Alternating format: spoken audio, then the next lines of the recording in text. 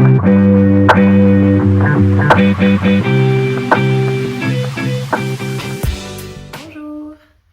bienvenue, merci de me retrouver pour ce 4e podcast ou journal créatif.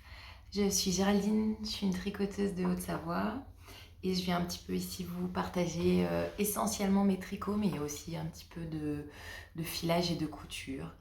Donc voilà, installez-vous. Moi je me suis fait un petit cappuccino, je suis pas la reine. J'en profite pour vous montrer cette magnifique tasse réalisée par une céramiste que j'apprécie beaucoup. Je vous mettrai dans la barre d'infos ses coordonnées, les coordonnées de son site Ithaca, qui est sur Annecy, enfin au bord du lac, pas exactement Annecy, mais au bord du lac d'Annecy. Donc n'hésitez pas à aller voir, c'est magnifique ce qu'elle fait. Elle tient un petit café aussi dans Annecy, si jamais vous voulez les tester en vrai avant de les acheter. Et voilà. C'était pas prévu du tout ça, c'est juste que j'ai vu la tasse dans le retour caméra et je me suis dit, waouh, elle est vraiment super belle cette tasse, je l'adore. Je suis un petit peu rouillée. Je savais pas, ça fait 3 fois que je recommence ce podcast, je sais pas du tout comment l'introduire. Et ça va aller, je vais me détendre un peu et ça va aller mieux dans 2 minutes. Donc ça sera un petit podcast classique aujourd'hui, avec les anciens tricots, ce que je porte, les objets terminés, enfin l'objet terminé et mes en cours. Et puis aujourd'hui j'ai de la couture, donc je suis très contente parce que je vous avais dit que j'avais très envie de me remettre dans un projet couture que j'avais sur le feu, donc je suis très contente, je vais pouvoir vous en parler. Voilà. Merci beaucoup pour tous vos messages, pour vos commentaires, ça me fait toujours super plaisir, je réponds à tous. C'est vraiment l'occasion d'échanger et c'est vraiment exactement la raison pour laquelle je fais ce podcast, donc je suis ravie. Merci beaucoup. Donc ce que je porte aujourd'hui. Alors, ce gilet, c'est un de mes gilets préférés. C'est le Big Cozy Cardi d'Andrea Mori. C'est un gilet qui ne se ferme pas. En fait, vous voyez, c'est un gilet forme chauve-souris. Il a vraiment une construction à part. En fait, c'est juste un carré. Un rectangle plutôt. Pardon. C'est juste un rectangle de laine tricoté avec un point texturé. Voilà, très facile à retenir, assez bien rythmé en fait. Donc c'est vraiment un tricot zéro cerveau. Après on a un système, elle explique tout avec des tailles, etc. Mais il y a un système avec une couture. En fait on prend les deux coins de gauche, on les réunit, les deux coins de droite, on les réunit avec une petite couture. Et ensuite on fait un tube pour faire les bouts de manche en fait. Voilà. Et ce que j'aime le plus dans ce gilet, c'est son grand col en suri. Hop. Voilà, ça c'est d'une douceur incroyable. C'est vraiment ce que je préfère. Et en même temps, c'est ce qui a été le plus difficile parce que je voulais un ton sur ton, c'est-à-dire je voulais un gilet bleu marine, mais il fallait trouver, clairement j'allais pas être capable de trouver un ton sur ton, ou alors il fallait vraiment que je prenne chez le même teinturier. Mais voilà, j'avais pas pris chez le même teinturier. Donc il a fallu que je trouve un bleu qui ne jure pas, qui ne soit pas trop contrastant. Et ça a été vraiment le plus difficile. Mais j'aime beaucoup le porter. Alors, ce que j'avais pas anticipé, c'est que c'est un gilet, vous voyez, avec des manches vraiment chauve-souris. Et du coup, c'est difficile de le porter en dessous d'un manteau. Donc c'est vrai que c'est un gilet que je porte beaucoup, mais énormément à l'intersaison. Alors que je porte l'hiver à la maison, mais sinon aussi que je porte beaucoup en intersaison comme veste. Mais il est très très agréable. Voilà, ça c'est de la Rauma Garn. Je crois que c'est Finul le nom du fil. C'est une laine sport, assez rustique. Enfin, pas rustique, elle pique pas, hein, parce que je suis assez sensible, mais assez sèche, on va dire. Et là, c'est le Suri de Lena Mouré. Le coloris, c'est 20 000 lieues sous les mers. C'est la Néphélé, je crois, son nom de la Suri chez Lena Mouré. Et voilà, j'aime bien son col châle qui tombe vraiment, vraiment bien. C'est vraiment un gilet que j'aime beaucoup porter.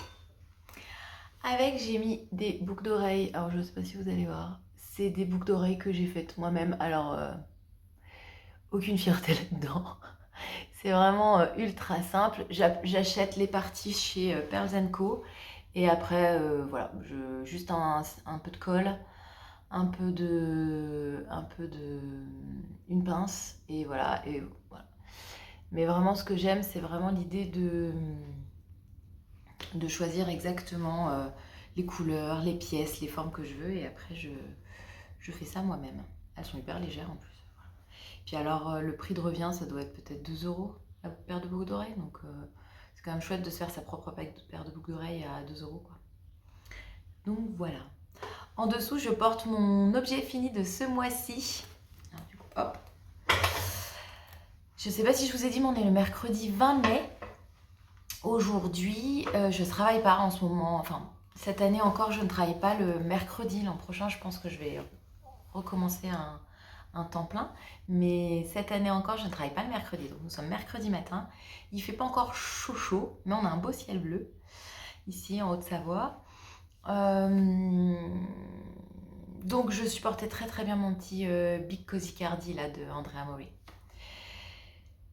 Je reviens un petit peu en arrière, j'ai oublié de vous dire, je suis vraiment, je sais pas pourquoi c'était aussi compliqué pour moi ce matin. J'espère que ça se sortira pas trop.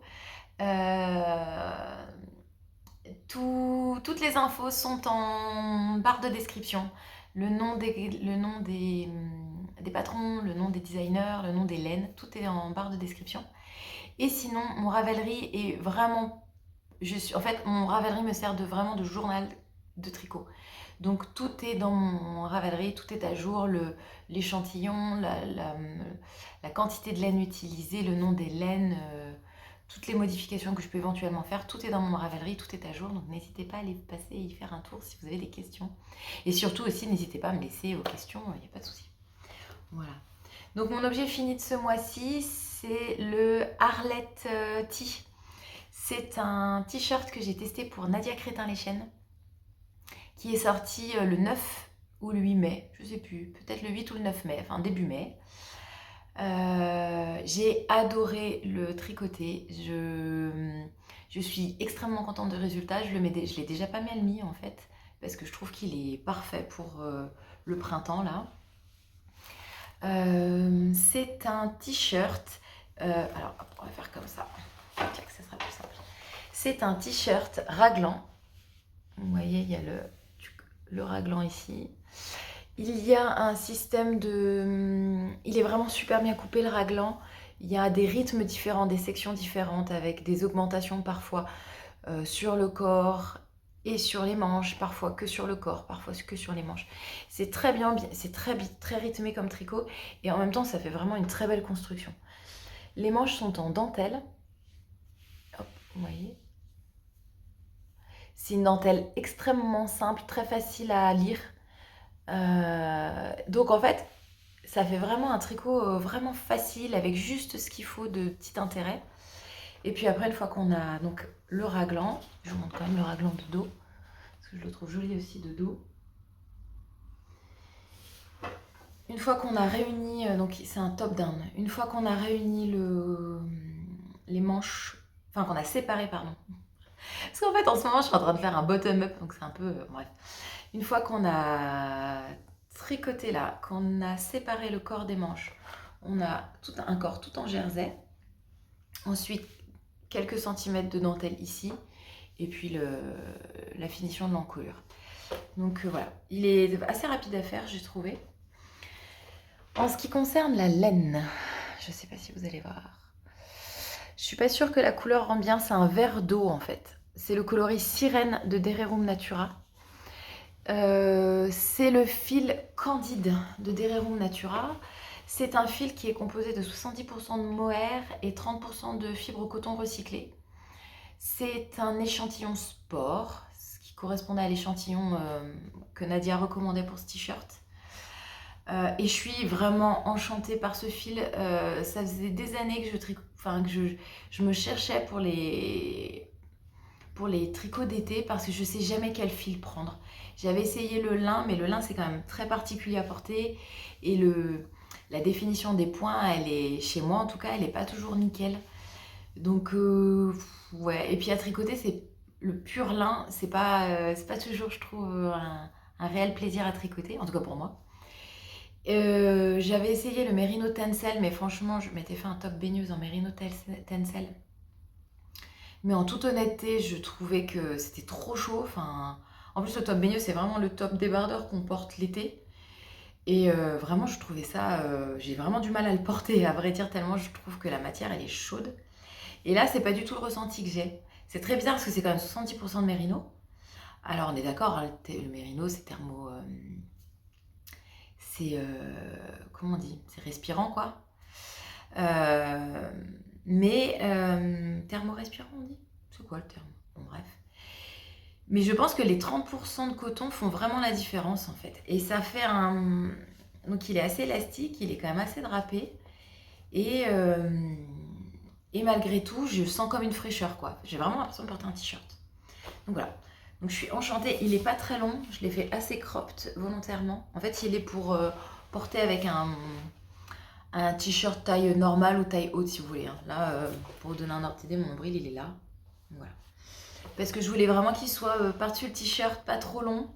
Parce que clairement, j'allais pas le rentrer dans le t-shirt. Voilà. Donc ça a été un peu trouver la bonne longueur. Alors à vrai dire, avec Nadia, on est synchro. Parce que à chaque fois, la longueur qu'elle met, c'est exactement ce qu'il me faut. On doit faire à peu près la même taille, ou on doit faire à peu près, on doit avoir les mêmes proportions de buste, parce qu'à chaque fois, c'est nickel. Donc voilà, ça c'est mon objet terminé du mois. Je vais quand même regarder.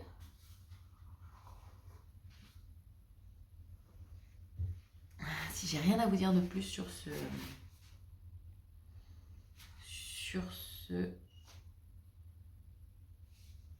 petit top. Ah si, je voulais vous parler du prix. Pour vous donner un ordre d'idée, je trouve ça assez intéressant. Je le ferai pas systématiquement, mais là j'y ai pensé, donc voilà. Le Arletti, le patron, il coûte environ, il est en francs suisses, mais quand vous l'achetez l'équivalent en euros sur Ravelry, moi je l'ai acheté sur Ravelry, c'est de 9 euros le patron. Et les fils Candide, j'ai utilisé seulement 4 pelotes, donc ça c'est quand même vraiment rentable. Les pelotes de Candide, elles sont à 7,30 €. Donc j'ai acheté directement sur le site de. De toute façon, quand on achète sur le site, je crois qu'on est obligé d'acheter sur le site de Derirum Natura. Derirum Natura, c'est soit en boutique, soit si vous achetez sur internet, c'est forcément sur leur site internet. Et donc ça me fait quand même un t-shirt qui me revient en termes de laine, qui me revient à moins de 30 €. Donc c'est assez intéressant, je trouve. Et je trouve qu'il n'y a pas trop de compromis entre le prix et la qualité, en fait. C'est ça que je veux dire. Voilà. Je crois que je vous ai tout dit sur ce patron. Hop, je vais me rhabiller, ce sera plus pratique. Oui, parce que je vous ai pas dit, mais sur mon Big Cozy Cardi, une des raisons pour laquelle j'ai pris la Raoma Garn et que j'ai pas tout fait en laine de teinturière, c'est que c'est quand même un t-shirt qui demande pas mal de... un gilet qui demande beaucoup de métrage. Et ça faisait quand même un budget vraiment conséquent pour un gilet. Donc c'est pour ça que j'ai pris seulement les pelotes de Suri chez une teinturière, en fait. Voilà. Parce que là, il n'y a que 1,5 chevaux de Suri. Donc voilà. Et la Raoma Garn, elle est vraiment abordable. Alors je crois que j'ai cru voir tout à l'heure sur Ravelry que cette qualité de fil, elle est discontinuée. Elle est discontinuée? Enfin bref, c'est discontinu le nom en anglais, mais... Donc je sais pas, je suis assez étonnée parce que Raoma Garn, c'est quand même une marque assez connue. Donc je suis assez étonnée. Il faudra que... Je vais essayer de vérifier ça et puis je vous le mettrai dans les commentaires en dessous. Voilà pour ce que je porte et ce que je viens de terminer. J'ai que ça en objet terminé. Je suis, en ce qui concerne mes encours, je suis sur une grosse bête. C'est un gros encours. En ce moment, je suis très très raisonnable sur mes encours. J'en ai que un. Enfin non, j'en ai deux. Non, en fait, j'en ai trois. J'en ai trois. J'en ai un troisième, mais qui n'est pas ici, qui est une couverture au long cours. Donc, qui compte pas vraiment, en fait. Voilà. J'ai une paire de chaussettes et un encours. Ça, c'est l'idéal pour moi. Avoir un gros projet, et une paire de chaussettes à côté, c'est ce qui me paraît le plus confortable. J'ai moins l'impression de ne pas avancer, j'ai moins l'impression de jamais savoir ce que j'ai envie de tricoter. Mon gilet, donc c'est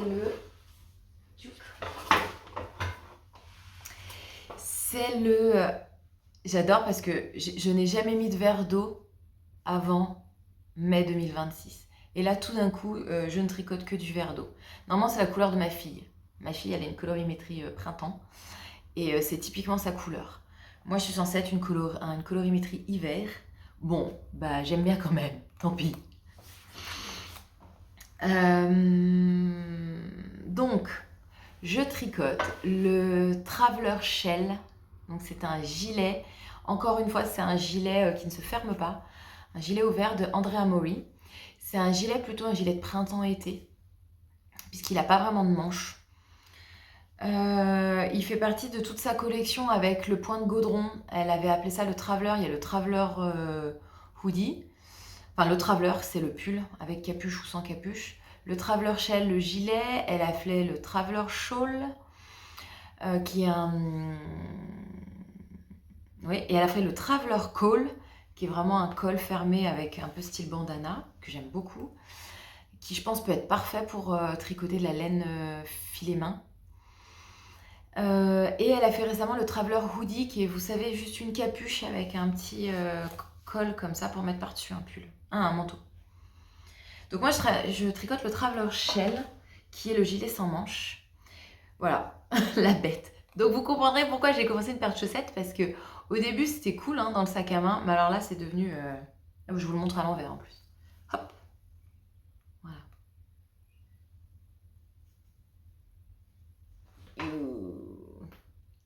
Je suis super contente du résultat. Je vais vous commencer par vous parler des laines, c'est un peu plus simple. Hop.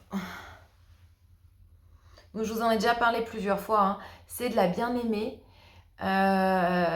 C'est exactement la laine qui est recommandée par le patron. Parce que j'ai ce gilet, j'ai essayé le sample sur le site de la bien-aimée au Knit It d'octobre dernier. Et quand je l'ai essayé, c'était une révélation. Je me suis dit qu'il fallait absolument que je tricote. Mais comme je l'avais essayé, j'avais vraiment une idée du rendu que je voulais. Et j'ai vraiment, vraiment galéré à trouver un équivalent en laine. Parce que c'est deux laces. C'est une lace laine et une lace à poil, si vous voulez. Et donc, voilà. Donc, j'ai fini par me dire, je vais prendre son combo. Donc de la Félix de la bien-aimée avec de la Kumo de la bien-aimée. Sauf que le budget, je crois, de mémoire, le gilet me revenait à 250 €. Là, j'avoue, j'ai dit non. Non, j'arrivais, enfin, c'était pas possible pour moi de mettre ce prix-là dans un gilet. Et la bien-aimée a fait une braderie avec beaucoup de one of a kind, donc des erreurs de marmite ou des essais de teinture. Et là, il y avait vraiment une grosse différence de tarifs. Par exemple, 100 grammes de Félix. Donc Félix, c'est de la lace. C'est 75% de Falkland et 25% de Corriedale. C'est une très très belle laine. Hein. C'est une laine un peu luxueuse, hein. Faut être honnête.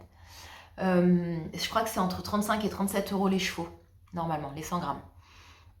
Et la Kumo, c'est pareil, c'est 35 grammes pour 50 grammes. C'est un peu comme le sketch de Gad Elmaleh, là, vous savez, quand vous êtes au ski, que vous buvez une gorgée de coca, vous faites 1 €. Bon, bah là, c'est un peu pareil, quoi. Ça fait cher le gramme.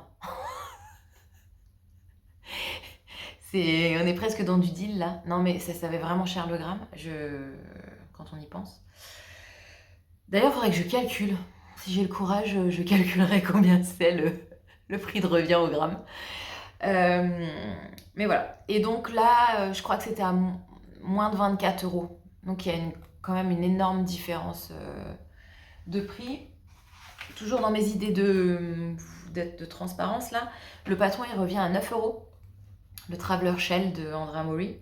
Pareil, hein, il est vendu en dollars, mais elle le vend en dollars, mais sur Ravelry, vous pouvez acheter l'équivalent en euros. Donc vous avez le prix en euros, c'est ça que je veux dire. C'est 9 €. Et j'ai 2 écheveaux de Félix et 4 écheveaux de Kumo. Voilà. Donc, comment se construit ce gilet? Alors, c'est un bottom-up. Ça faisait très long. Alors, Andrea Mori, elle fait très souvent des bottom-up. Et j'avoue que ça me dérange pas plus que ça. Comment ça se construit? Alors, on commence par faire un immense rectangle. Moi, j'ai pris la taille... En fait, j'ai pris la 3e taille, qui correspond à la taille 2, parce qu'il y a taille 0, 1, 2. Moi, j'ai pris la taille 2, parce que quand j'avais fait mon échantillon, il était un tout petit peu grand. Et que je voulais qu'il soit quand même très oversize. Donc voilà. Donc ça fait un énorme gilet à la base. Un énorme... Oh là là, un énorme rectangle, vous voyez. J'ai mesuré, donc elle dit de tricoter un certain nombre de centimètres. Donc ça, c'est le bas du gilet.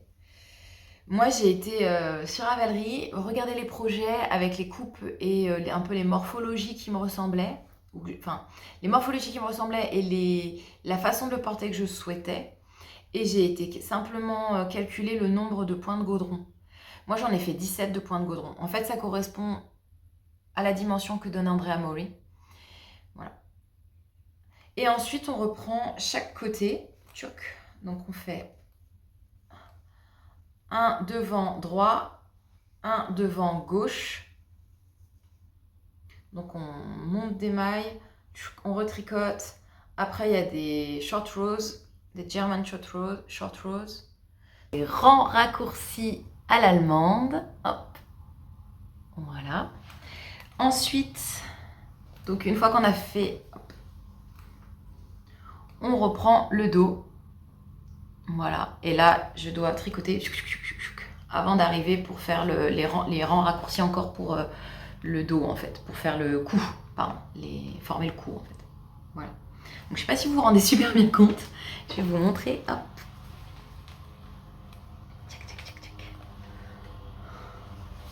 Donc, vous voyez, là, c'est le dos. Hop. Un côté et l'autre côté. Voilà. Et donc là, je dois tricoter le dos.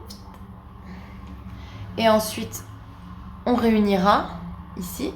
Et je ferai quelques côtes ici pour terminer les manches. C'est un peu... Ouais, c'est un peu... Voilà. Mais ouais, c'est un peu le bazar. Du coup, vous comprenez pourquoi c'est quand même compliqué de le prendre dans son sac à main pour aller au boulot. Parce que là, il y en a un petit peu dans tous les sens. Mais ça va, hein, c'est pas non plus ingérable. Je suis très contente. Je l'ai commencé il y a seulement 15 jours. Il va peut-être y avoir des répétitions là parce que j'ai eu une coupure et en fait j'ai continué de parler alors que ça ne filmait pas. Donc je ne sais pas ce que vous avez vu avant ou pas, je me souviens plus exactement l'ordre dans lequel j'ai dit les choses.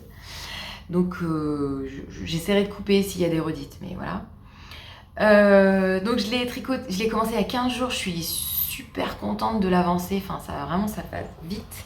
J'aimerais vraiment l'avoir fini pour fin mai parce que je trouve que vraiment en ce moment ça serait parfait à porter. En plus, il a une couleur assez printanière, donc je trouve que c'est vraiment chouette. Le point de gaudron, je suis assez épatée, ça se tricote hyper bien. Je vous avais dit que pour l'échantillon, j'avais eu très très peur et en fait pas du tout. Une fois que ça a été parti, je sais pas pourquoi l'échantillon, c'était pas la même répétition. Mais en gros, le point de gaudron, en tout cas ce point de gaudron là, il se tricote sur... parce que c'est Steven West qui fait aussi souvent du point de gaudron. Donc des fois je pense en fonction de l'épaisseur ça change peut-être le pattern quoi, mais en gros ça se tricote sur 5 rangs, il y a 3 rangs qui sont en jersey, donc on tricote à l'endroit sur l'endroit, on tricote à l'envers sur l'envers, on tricote à l'endroit sur l'endroit, et ensuite 2 autres rangs qui servent à faire le boudin, qui sont du coup à l'envers, on tricote à l'envers sur l'endroit et on tricote à l'endroit sur l'envers, voilà. Et donc ça se répète sur ces 5 rangs. Donc forcément, il y a deux faces... Enfin, comment expliquer? En fait, c'est sur... elle met si vous voulez, elle met la répétition sur 10 rangs. Parce qu'en fait, vu que c'est 5 par 5, Une fois, vous allez faire endroit sur envers, envers sur endroit. Et la fois d'avant, vous ferez envers sur endroit sur envers pour faire le boudin si vous voulez. Mais voilà, sinon la répétition, elle se fait sur 5 rangs et c'est très facile à lire en fait.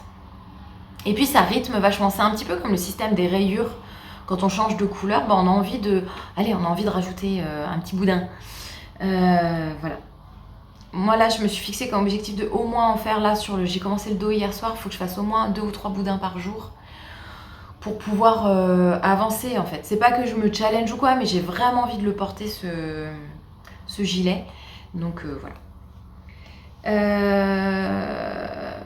Que vous dire de plus? Ah si, j'ai une petite réflexion sur ce patron. Encore une fois, je vous avais dit que moi, quand je tricote à la Continentale, j'ai appris à tricoter les 2 aiguilles droites sous les bras en faisant tourner avec le fil avec ma main droite autour de l'aiguille. Après, je suis passée au circulaire et ensuite, je me suis mise à la méthode Continentale parce que j'avais l'impression qu'il y avait moins de mouvement, enfin voilà, quand on est avec des aiguilles circulaires. Sauf que à la Continentale, mes rangs en vert, ils sont beaucoup plus lâches que mes rangs en droit. Et du coup, je vous avais expliqué que quand je tricote en jersey, ça fait des petites échelles, ça se voit en fait. Là, je me suis dit, j'ai tout fait à la Continentale, je me suis dit, mais ça va pas se voir puisqu'il y a ce changement de texture en fait. Et il y a des moments, alors je sais pas si j'étais détendue du tricot ou quoi, mais il y a des moments, je vais vous montrer, je trouve que ça se voit beaucoup quoi. Alors, je pense qu'une fois bloqué, ça se verra moins, mais voilà. Vous voyez ici par exemple, je trouve qu'on voit qu'ici c'est plus lâche. Et pourtant, il n'y a pas un rang en plus, hein. Il n'y a pas un rang en plus. C'est juste que c'est plus lâche, vous voyez? On le voit bien là, je trouve, ici. On a vraiment l'impression qu'il y a un rang en plus, alors que pas du tout, c'est juste que c'est plus lâche. Donc ça m'a un petit peu tendu. Ce que je faisais avant, c'est que je faisais le rang droit à la Continentale, le rang en droit à la Continentale et le rang envers à l'anglaise, je sais pas comment on dit, mais avec le fil à la main droite. Et là, justement, je regardais un podcast d'Andrea Mori où elle parle de ça, du combination knitting, ça s'appelle. Tricot combiné, je sais pas. Donc en fait, c'est une technique justement. Alors en fait, elle explique très très bien. Vraiment, si vous parlez anglais, je vous invite vraiment à aller voir ces podcasts. Ils sont vraiment super bien faits. En fait, le truc, c'est que quand vous tricotez un rang en vert, quand on entoure le fil autour de l'aiguille, on met plus de fil. On utilise plus de fil. Et c'est ça qui fait que le rang en vert est souvent plus lâche. Et elle, donc, ce qu'elle explique... Attendez, j'enlève, mais juste pour vous donner un ordre d'idée. Je vais essayer de vous expliquer ça bien, mais c'est pas gagné. Ce qu'elle explique, elle, c'est que au lieu de... donc là, je vous montre en continental, hein, parce que j'ai pas essayé avec l'autre méthode. C'est-à-dire que au lieu de passer le fil... Ah bah du coup, je sais plus. Non, on est à l'envers. Au lieu de donc je pique, et au lieu de passer l'aiguille devant et de faire une boucle comme ça, en fait, juste on prend le fil par devant et on le fait passer direct. Donc on utilise beaucoup moins de fil. Sauf que de l'autre côté, sauf que ça va vous faire une maille de quand vous allez être en jersey. Du coup, de l'autre côté, quand vous allez tricoter votre maille à l'endroit, elle va être torse. C'est le seul truc. Donc ça m'embêtait un petit peu, mais je me suis dit, allez, il faut que je teste parce que c'est pas très joli en fait. Ça faisait, en fait, vraiment, j'avais regardé, c'était un boudin sur 2 à peu près que c'était un peu plus lâche. Je pense que ça doit dépendre du nombre de rangs. Je vous ai dit comme c'est une répétition sur 5 mailles, sur 5 rangs. Quand je fais les 3 rangs, si je fais endroit, envers, endroit, je pense que ça se voit pas trop, mais quand je fais envers, endroit, envers, je pense que là, ça fait 2 rangs lâches pour 1. Et donc, c'est là que on voit vraiment cet écart. Je pense, hein, c'est l'analyse que j'en ai faite. Donc, j'ai testé. Et c'est vachement bien. En fait, voilà, quand après je me retrouve dans le rang droit, ma maille, elle est torse. Je la tricote en la continentale comme une maille torse par le brin arrière. Franchement, ça me prend pas... c'est pas... ça m'a pas paru complètement... ça m'a pas paru difficile de gérer ça. Et puis finalement, de tricoter ma maille envers d'une autre façon, c'est pareil, c'est devenu assez intuitif après. Donc là, j'y pense plus. J'y pense plus du tout. Voilà. Voilà où j'en suis pour cette belle bête, hein, faut dire ce qui est. Il y a quand même... alors c'est très léger parce que c'est de la lace, mais en termes de métrage, ça fait quand même un sacré truc. Voilà, oui, je vérifie, mais je vous ai tout dit pour...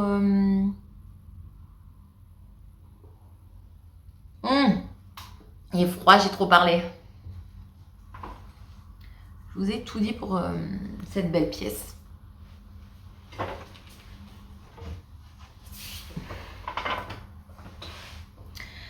Et du coup, mon deuxième en cours, c'est ma deuxième chaussette I Love Socks de Stone Knits.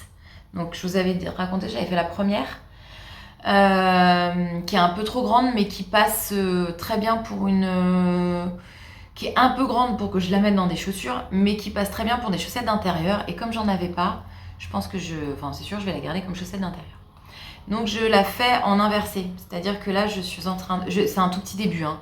Ça m'a pris il y a 2 jours de me dire, allez, oui je crois que j'ai commencé lundi. Tchoc. Donc voilà, j'ai juste monté, donc je fais l'inverse, c'est-à-dire que je fais les côtes en rose, le fond sera rose et les cœurs seront rouges. Voilà. C'est un tout petit début. C'est celui que je vais prendre dans mon sac à main pour aller au boulot, pour si j'ai une pause, si une famille me pose un lapin, ou si une famille est en retard de 5 minutes et puis que j'ai pas envie de commencer autre chose et que du coup je me dis allez, hop hop hop. Voilà. Check. J'ai pas grand chose à dire. Je pense que je vous en ai dit beaucoup. Je peux peut-être résumer pour celles pour qui n'en ont pas entendu parler. En gros, j'ai bêtement pas suivi les conseils du bouquin qui disait 2,25 pour la pointe et les côtes, et peut-être le talon aussi. Et elle disait 2,5 pour le jacquard. Et comme c'est full jacquard, j'avais hyper peur de ne pas passer mon coup de pied dans la chaussette. Du coup, je me suis dit... Et puis en plus, j'étais dans le train, j'avais pas toutes mes aiguilles, je voulais absolument les monter. Bref, du coup, j'ai tout monté en 3 mm. Sachant que je tricote déjà le jacquard retourné pour avoir le fil à l'extérieur, pour du coup avoir une meilleure tension de fil. Donc je faisais déjà des choses pour que mon jacquard soit lâche. Bon, bah là, il a encore une fois... Pourtant, je suis pas quelqu'un de détendu dans la vie, hein. Je pense pas qu'on puisse me caractériser comme quelqu'un de cool et détendu. Enfin, oui. Mais bon, bah là, mon jacquard est cool et détendu. Que voulez-vous que je vous dise? Non, 3 mm, c'est trop grand. Donc, j'ai acheté des 2,75 mm. Je pense que mon prochain tricot jacquard sera en 2,75. Dans le pire des cas, j'aurai une deuxième paire de chaussettes d'intérieur. Et j'ai aussi acheté des 2,5. Donc j'ai pour projet de progressivement revenir pour voir, pour finir, pour finalement enfin trouver ce qui correspond à mon type de jacquard, quoi. Oui, j'aurais pu faire un échantillon aussi. Ça aurait été une bonne idée. Mais non. Pourquoi? J'ai fait des échantillons pour tout, mais alors les chaussettes, non. Il y a vraiment des fois... alors qu'en fait, je pourrais très bien faire ça.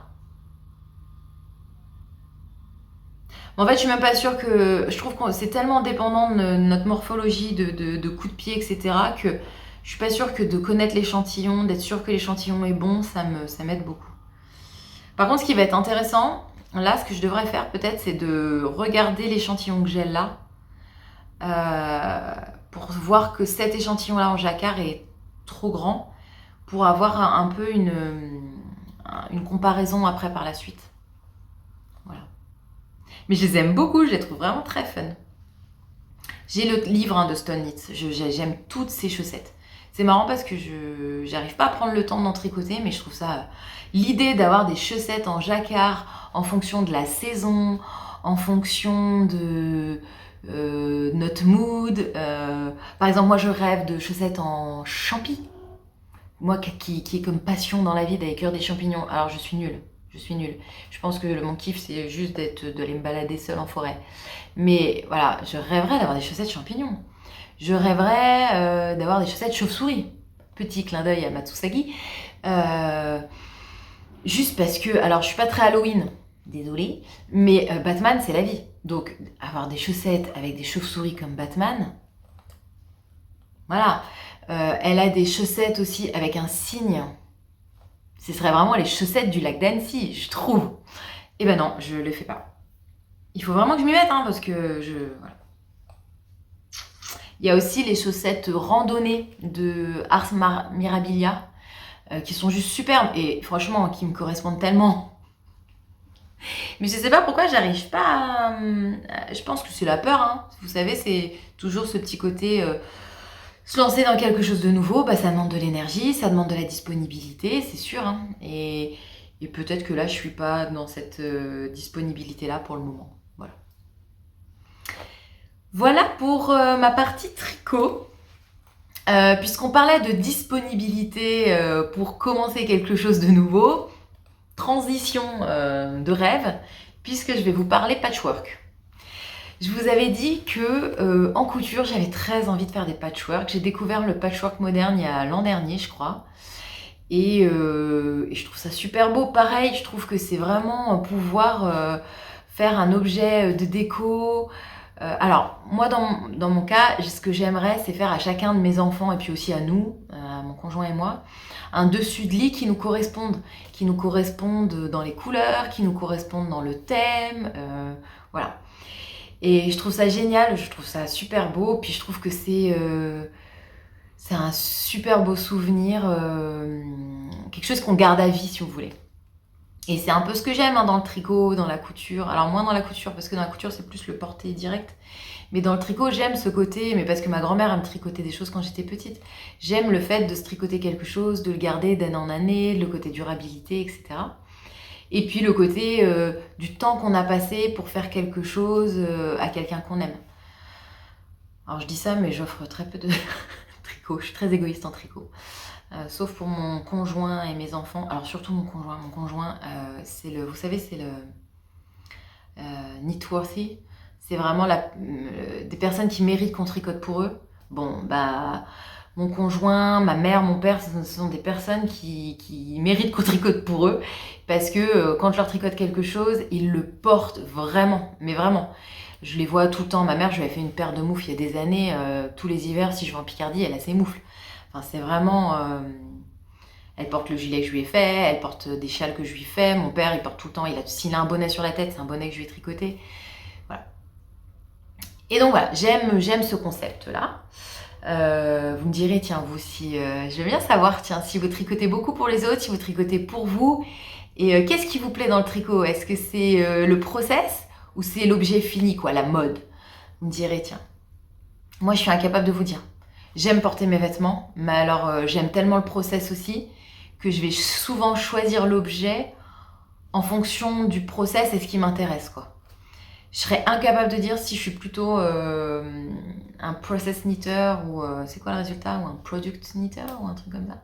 Je ne saurais pas vous dire. On en revient au patchwork. J'ai du mal à lâcher le tricot, vous avez vu. Donc le patchwork. Donc mon fils avait choisi le Ridge Quilt de Bookends Quilt.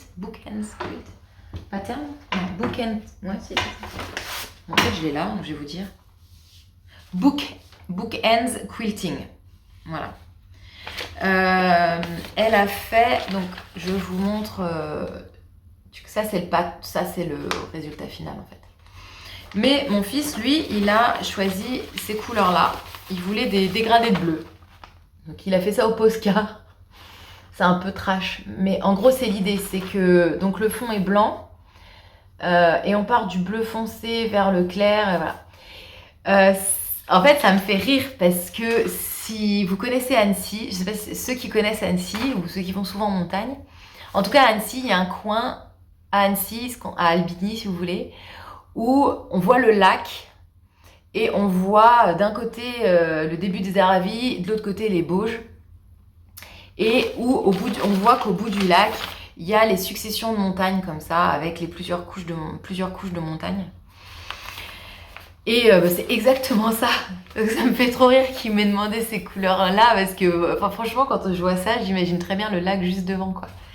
Bon, après mon fils, il est très montagne, hein, c'est son truc. Donc voilà. Et donc, pour vous donner un ordre d'idée, donc ça, c'est les couleurs que j'ai choisies. Hop. J'ai pris... c'est Art Gallery qui fait des purs solides. Des couleurs complètement unies. Voilà.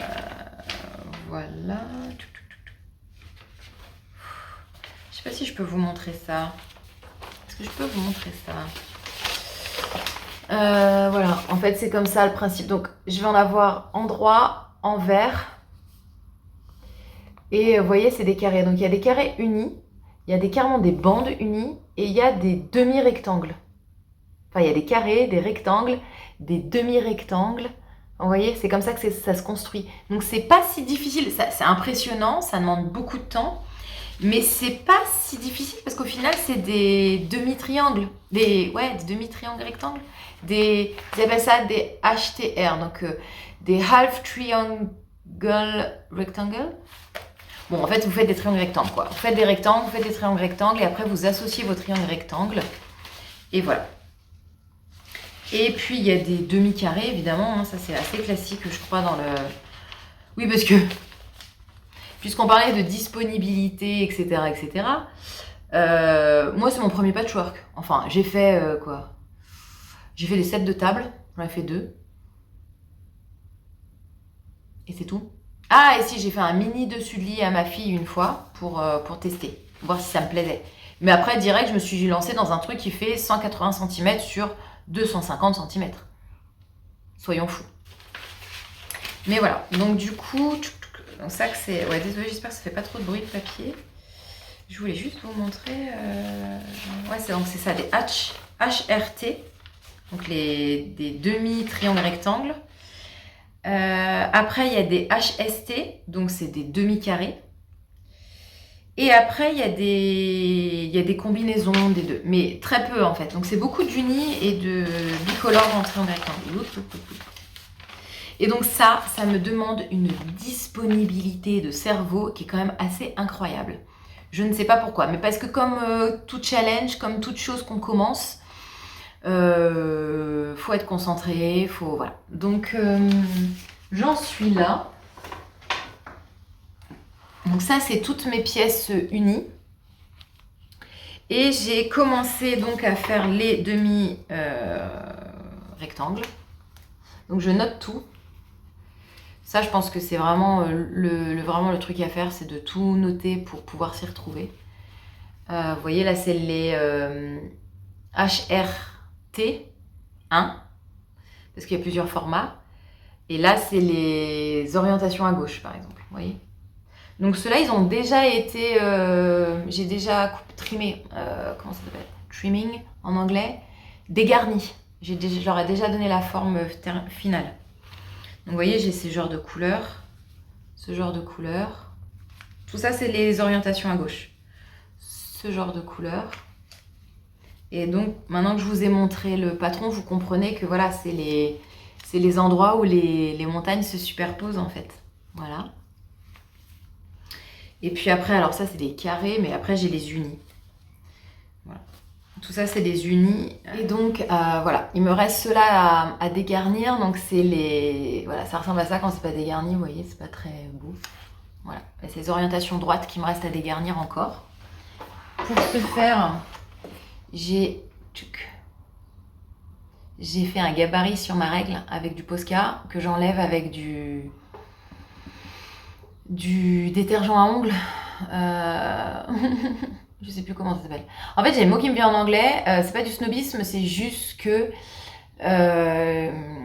les tutos sont toujours en anglais. Il n'y a pas trop de tutos en français pour le patchwork en fait. En fait, je sais pas si ça vous intéresse, mais le patchwork, le quilting, c'est une tradition américaine. J'ai lu un livre de Tracy Chevalier. Je lis beaucoup et donc je sais pas si vous avez déjà lu des livres de Tracy Chevalier. J'adore ces bouquins. C'est elle qui avait écrit La jeune fille à la perle, Les brodeuses de Winchester. Je vous recommande Les brodeuses de Winchester. Et surtout, elle avait fait Créature prodigieuse, prodigieuse créature. Alors ça, c'est un de mes préférés. Sur une femme qui, en Angleterre, qui est la première femme à avoir été chasseuse de fossiles. Et donc il y a toutes des explications sur ce que ça a remis en cause la chasse aux fossiles dans la vision de la création, religieuse de la création. Enfin bref, on s'éloigne. En tout cas, elle en a fait un dont je vous mettrai le titre ici ou en dessous,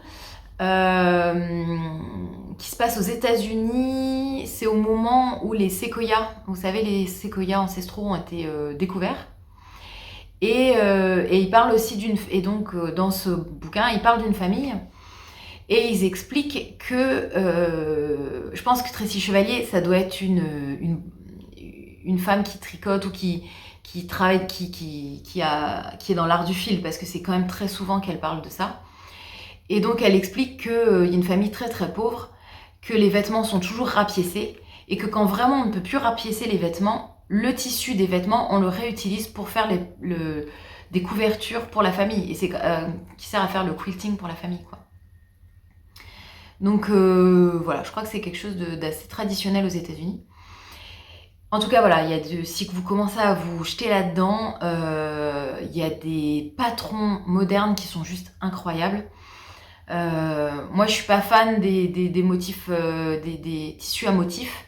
Mais par contre, il y a des patrons avec des tissus unis que je trouve juste superbes. Voilà. Donc ça, c'est celui pour Oscar, mon fils.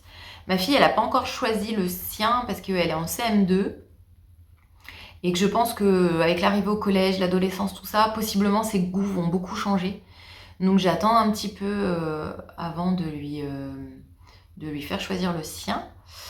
J'avais très envie de me faire une veste en patchwork. Après, quand je vois le travail que ça nécessite juste de faire un bout de tissu, je vous avoue que ça m'a un peu freinée. Je sais que sur Artisan, il y a des vidéos accompagnées pour se faire une veste au patchwork. Voilà. Il y a chez Bookends Quilting, la designeuse, elle a fait un patron de cairn. Vous savez, c'est les empilements de pierres qu'on trouve dans les randonnées. Et ça me parle. Donc j'avoue, je verrais bien une veste en patchwork avec des cairns dans le dos, un grand cairn dans le dos par exemple. Voilà. J'ai beaucoup parlé pour vous présenter pas tant de choses, je sais pas. Vous me direz ce que vous en avez pensé. J'espère que vous allez bien. N'hésitez pas, j'aimerais trop que vous me disiez en commentaire ce que vous tricotez en ce moment. Parce que là, j'ai ce gilet, j'ai 2 pulls de prévus, puis après, il y a beaucoup de choses que je vois passer, mais j'aimerais bien savoir ce que vous avez envie de... ce que vous allez tricoter par la suite. Ce que vous tricotez pour me donner des envies de moi, ce que je vais tricoter par la suite. Voilà, donc je vous dis à bientôt. La prochaine fois que je vous vois, je pense que j'aurai mon Traveler Shell terminé et que j'aurai commencé mon pull de Andrea Mori également avec ma laine filet main. Je l'aurai commencé, je pense. Voilà, et j'espère aussi vous montrer ma paire de chaussettes terminée. Je vous dis à bientôt, passez un bon moment de tricot, de filage ou de couture et